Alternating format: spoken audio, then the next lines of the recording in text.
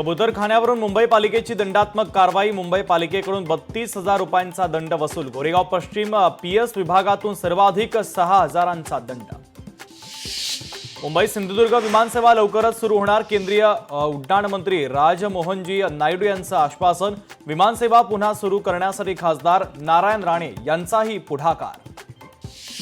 मुंबई हायकोर्टाच्या आदेशानुसार मुंबईत डीजे बंदी। गणेशोत्सवाच्या काळात डीजे वाजल्यास मुंबई पोलीस करणार कारवाई। कोर्टाच्या आदेशाचं उल्लंघन केल्यास पोलीस कडक कारवाई करणार।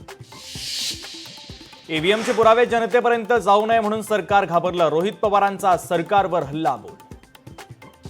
ठाण्यात निवडणूक आयोगाच्या विरोधात पवारांचे राष्ट्रवादी आक्रमक। पक्ष कार्यालयाच्या बाहेर आमदार जितेंद्र आव्हाडांसोबत कार्यकर्त्यांची निदर्शनं। निवडणूक आयोगाचं पोस्टर जाळत केला निषेध।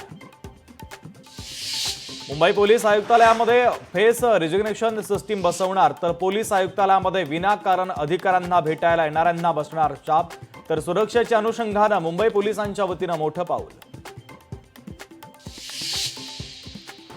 जालना अतिवृष्टी अनुदान घोटाळा प्रकरणी 2 तहसीलदारांसह 74 महसूल कर्मचाऱ्यांवर 8 दिवसात गुन्हे दाखल करण्याचे आदेश। भाजप आमदार बबनराव लोणीकर यांची माहिती। स्नेहा झेंगडे आत्महत्या प्रकरणी आरोपींना 5 दिवसांची पोलीस कोठडी। पुणे जिल्हा सत्र न्यायालयानं आरोपींना सुनावली कोठडी।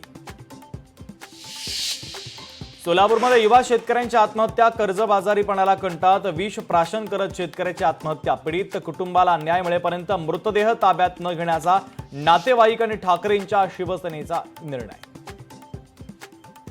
छत्रपती संभाजीनगरमध्ये रिक्षा चालकाची दादागिरी। महिला प्रवाशासोबत रिक्षा चालकाची दादागिरी। रिक्षा चालकाची समज काढण्यासाठी गेलेल्या पोलिसांसोबत देखील झाला वाद।